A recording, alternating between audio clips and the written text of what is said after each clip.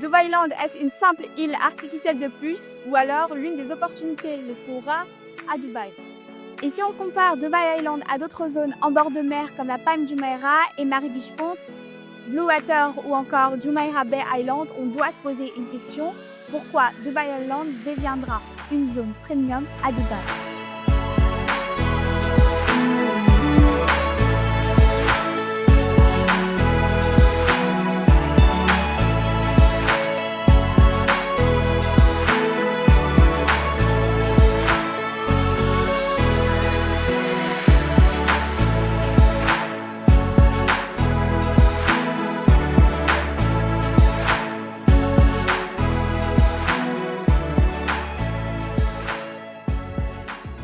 Dubaï est une ville immense, mais le front de mer représente une portion extrêmement limitée.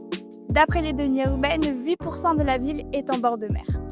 Et encore, dans ces 4%, Jumeirah 1, 2, 3 et Rumeila Souk sont réservés uniquement aux Émiratis. On se retrouve donc avec une réalité très concrète: 4% seulement du front de mer est accessible au marché global. Et dans ces 4%, on a des zones déjà très établies: la Palm Jumeirah, un quartier iconique, classique mais très haut de gamme, Jumeirah Bay, l'île des millionnaires, et enfin Blue Water et Mary Beachfront proposent un lifestyle premium, des attractions ainsi que des résidents. Les zones sont aujourd'hui matures, les prix sont déjà très élevés et une future croissance, même possible, ne fera pas le même effet qu'une première phase.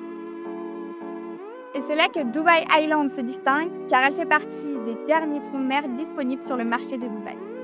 En effet, le bord de mer rime avec attractivité permanente dans toutes les métropoles du monde entier. Lorsqu'on pense à Miami, Sydney, Monaco ou encore la Côte d'Azur, on sait que tout se passe là-bas.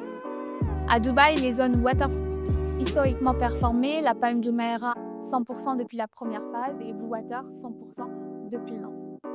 Et depuis le lancement de Dubai Island avec Nakheel, on observe déjà une appréciation significative.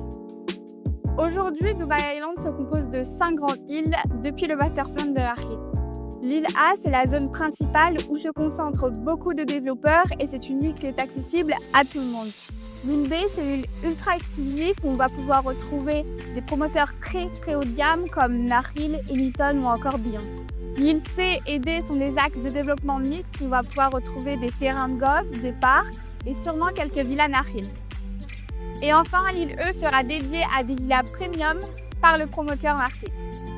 L'intérêt ici, c'est la diversification du produit. On n'est pas seulement sur un quartier d'appartements en bord de mer, c'est tout un écosystème qui est complet. On a des villas, terrains de golf, des parcs. Côté location, on est sur un quartier front de mer qui va attirer l'attractivité.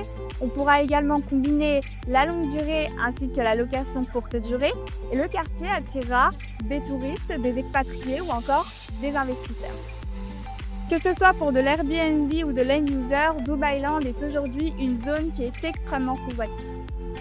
Dubai Island n'est pas seulement une île artificielle, c'est l'un des grands espaces waterfront encore disponibles sur Dubaï.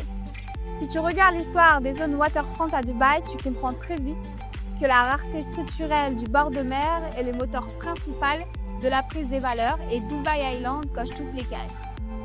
Dis-nous en commentaire ton avis sur Dubai Island et abonnez-vous pour d'autres analyses. C'était Cyrine de Celux Arabia.